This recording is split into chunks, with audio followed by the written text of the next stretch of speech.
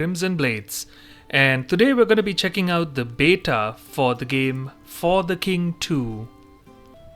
Now, for those of you who are unfamiliar, this is a 1 to 4 player game. It can be played single player, of course, but you can band together and explore what they described it as a procedurally generated tabletop world. You'll pick your characters from common backgrounds like farmhands to blacksmiths or alchemists, set out into the world that is both familiar, the world of Fahrul. It's familiar to those who have played For the King 1, but also there's a lot of new changes that they brought about. More items, more events, plans for future campaigns, there's new biomes, and lots of good looking artwork from what I gather.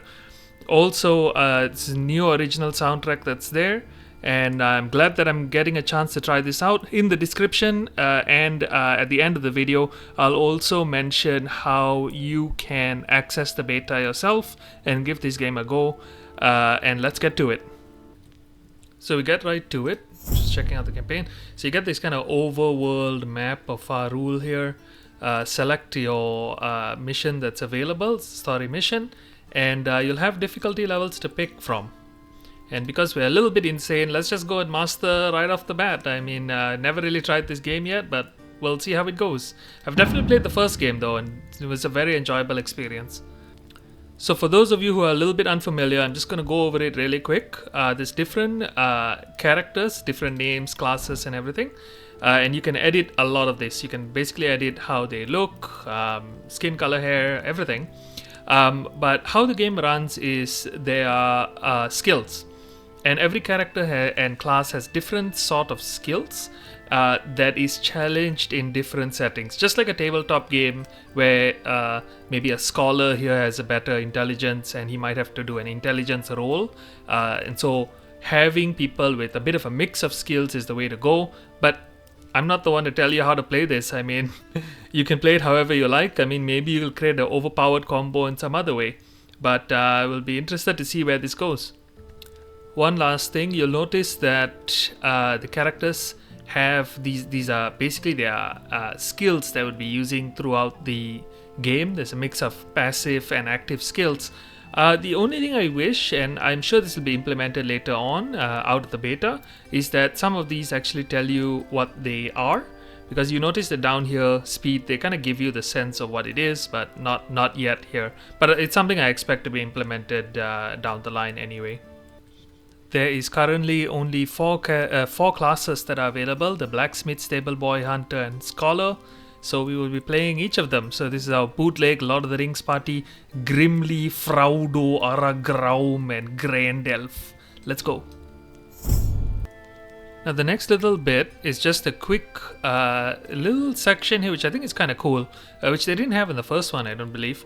So you're able to pick a passive ability for each character, and also what they will bring along, which you can kind of tailor it to your character. And I think this is a cool little bit of flexibility that's new. And once you're done selecting it, just start up the game.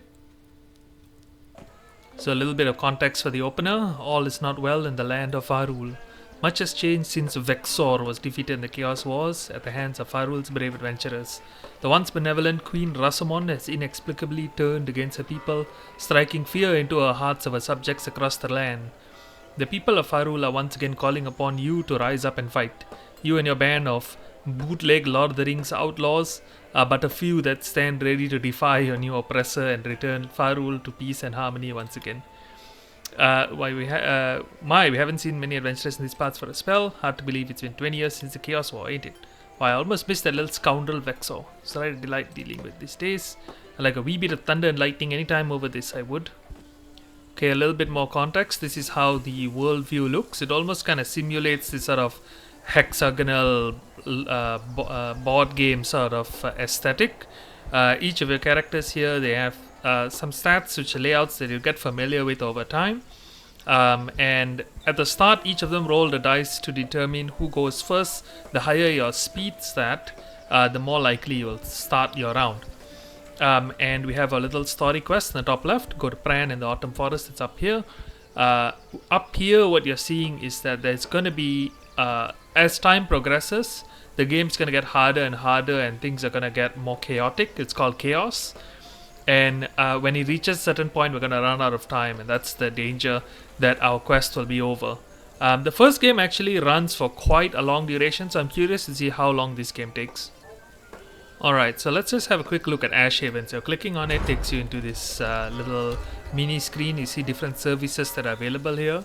You can check out the market. They sell a bunch of things.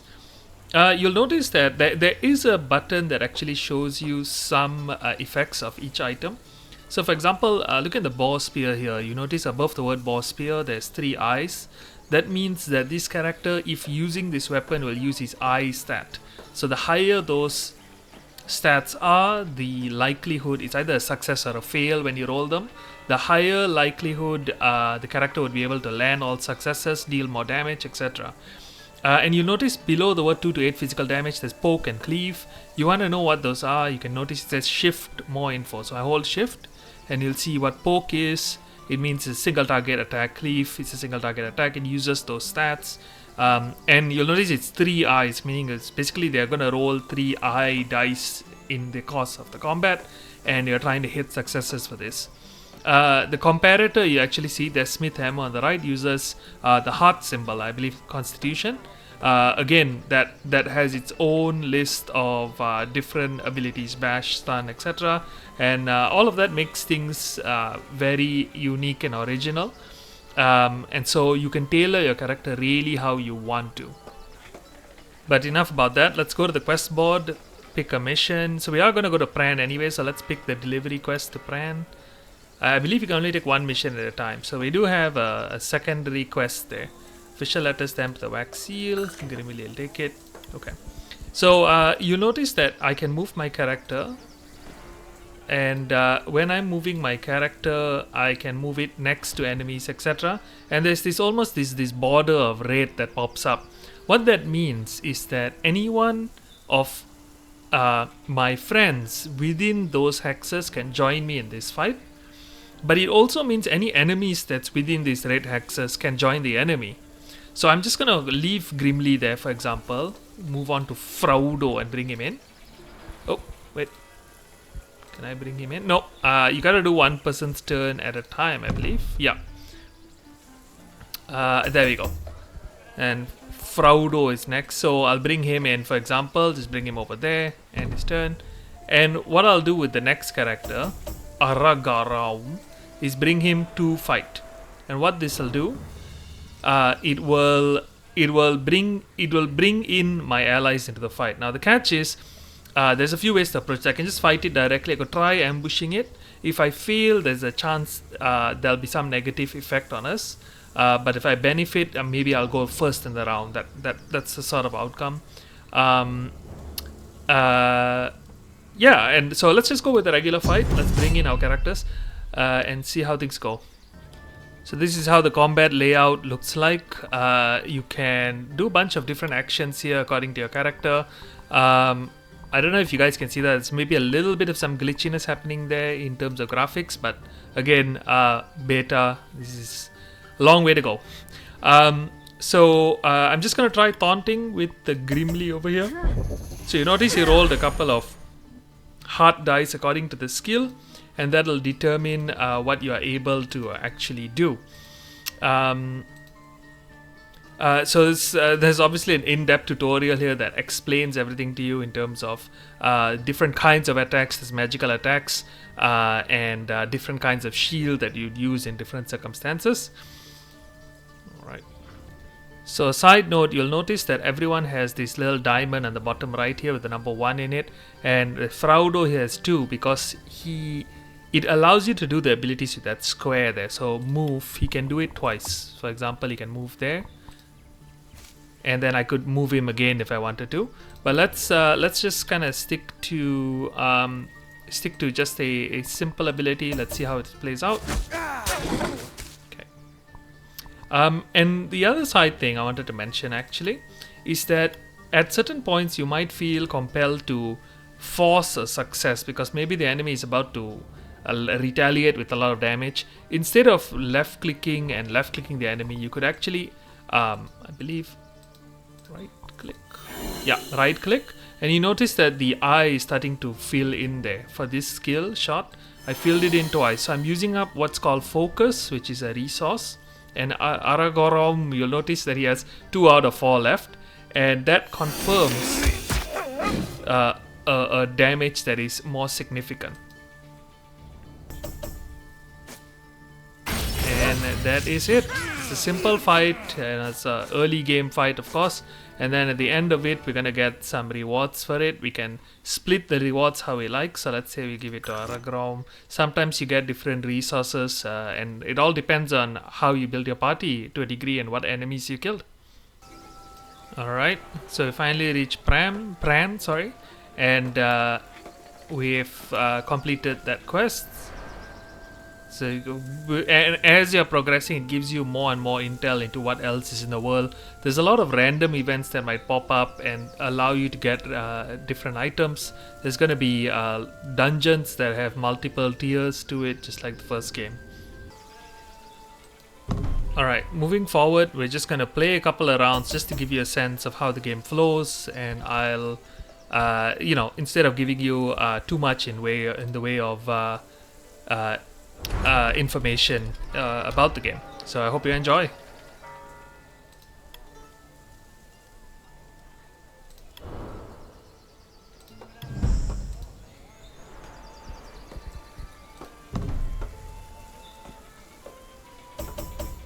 And the roles here not only tell you when you're going, it also tells you how quickly you're gonna go.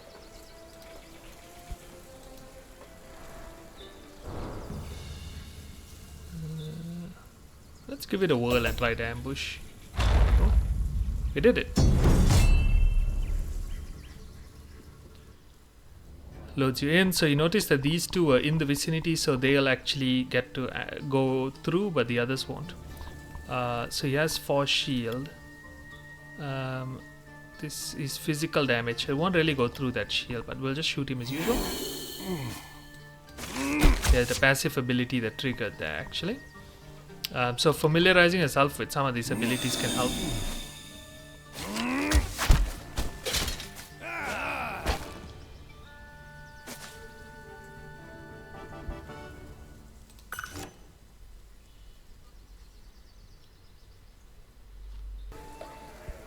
Alright, Fahrul here is supposed to cause some commotion in this tavern. Alright. So we're not gonna fight because as you can see on the left here, it's just Fahrul and he's probably gonna get murdered in there. So we're just gonna back out a little bit and wait for the rest. Make sure the whole crew gets down there.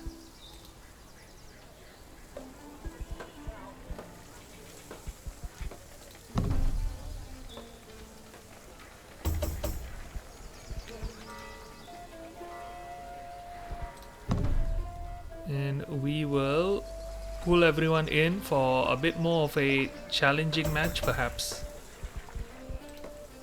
Back to the tavern, and this time we should be able to pull everyone in. All 4 people in. Let's go.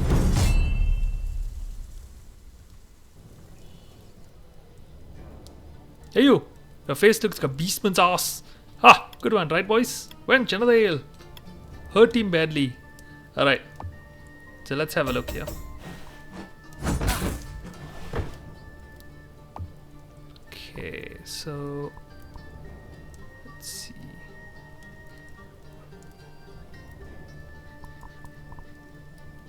Let's go with a stab.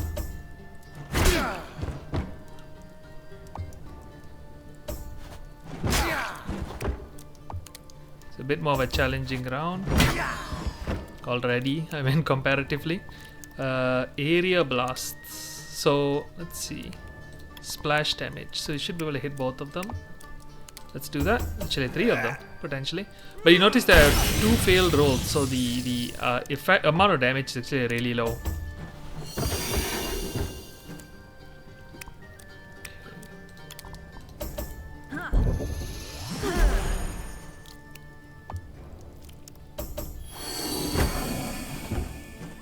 It's pretty efficient.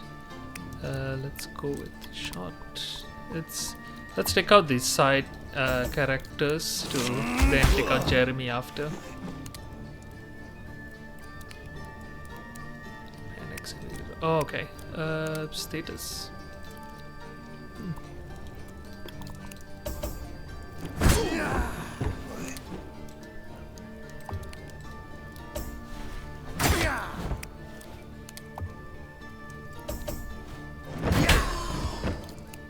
So it's one of those games I feel the more you play, the more you get familiar with. So I'm gonna do the same ability, but I'm going to this time power things up. Let's go with 2. There you go. Tons more damage. Really efficient. Wow. His taunt has been pretty effective. If you start missing a lot of those rolls, there's chances you'll start missing and so on in the actual damage.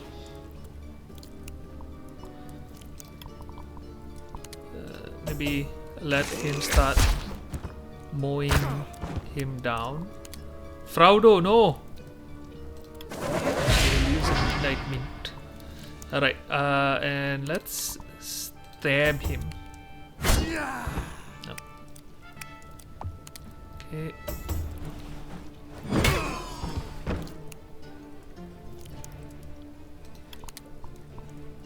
Which damage? 3 to 8, 0 to 5.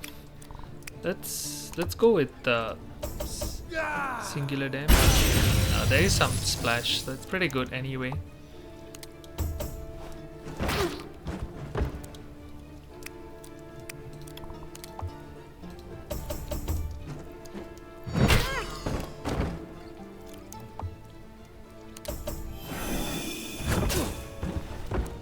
Stunned.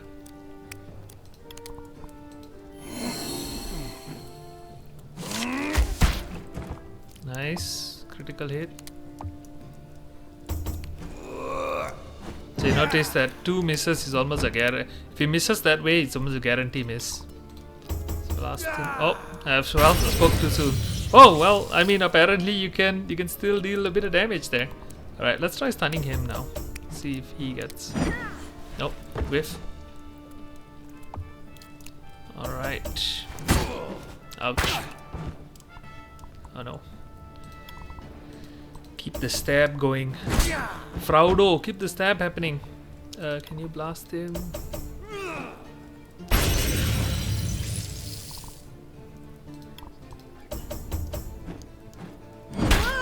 Sometimes the requirements are a little bit tougher depending on what you're trying to do.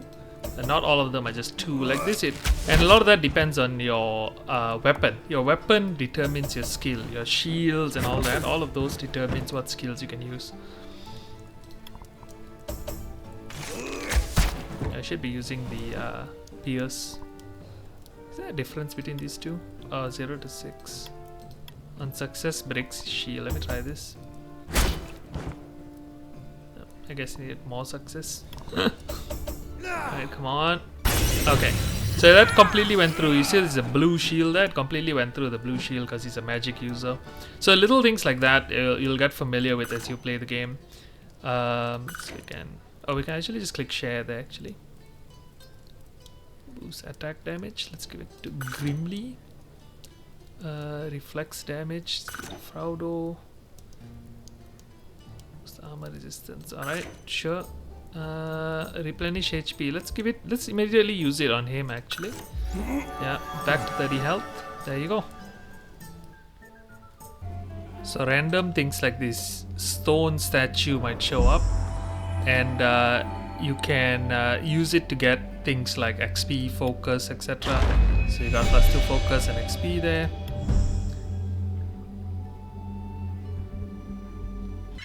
Okay, I reached a spot here where they want me to do an action, which is burn the cargo, Queen's Guard cargo ship.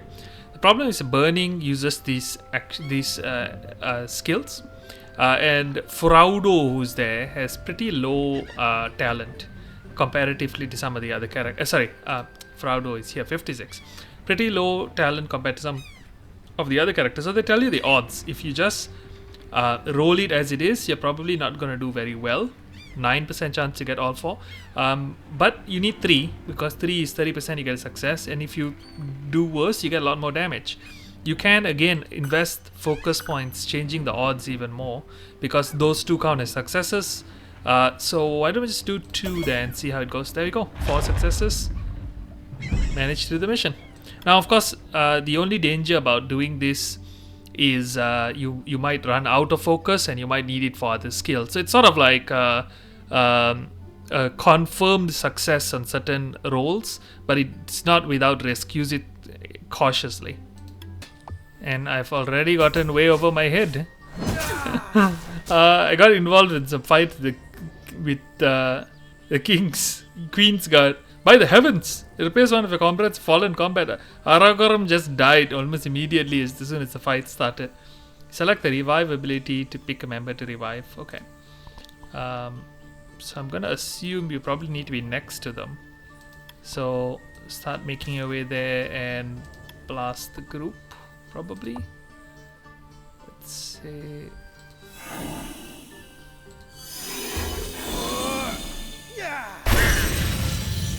Now honestly, there's going to be moments like this where I think the best route is probably to just flee. The only thing is you probably have to be in the back row to flee, so I'm going to move back and flee. Run! Run, I say! Oh, can I just do it? Flee, Grimly, flee! Okay, just so caught. No! Please, mercy! Mercy! Grendelf, no! Grendelf! Now it's nighttime in the game. One of the comrades have fallen. I assume this is them. I mean, this is all sort of gone to hell, so it's time to go all in and make it such an end worthy of remembrance, I think. Don't you think? Go, Gimli. Grimly. Go for it. Oh, God. That's the guy that dealt so much damage. Bash them in the head. Bash them. I mean, I thought I was close to death, but I'm somehow holding out on this one. Well, maybe not for long. Whoa! Oh! Oh, Grimly! No, the death! No! Hold the line, Grimly. Hold the line, my friend. Hold it. Hang in there, Grimly. You can do it. Oh, no, oh, Grimly, no! Oh! Oh! Oh! 1 health. That's it. Grimly will not go down today, my friends. Grimly will... Oh, God. Die. I had such high hopes for this lot. I did. Me too, Hildegard. Me too. Alright. So, you know, this happens. That's totally fine. You're going to learn more and more about the game as you play.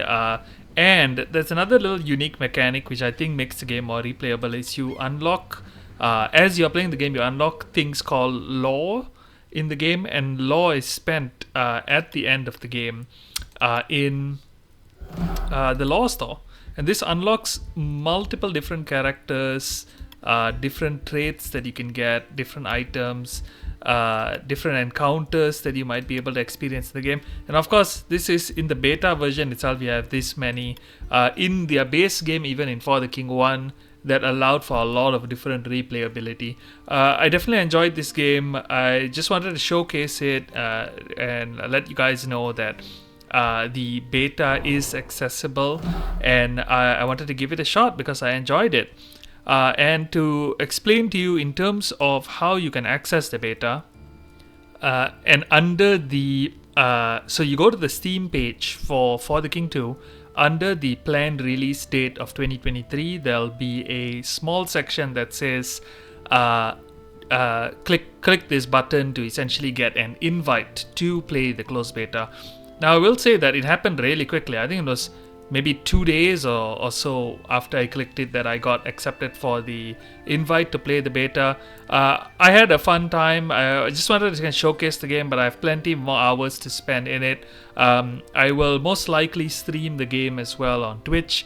Our Twitch is further down below. It's Crimson Blades TTV.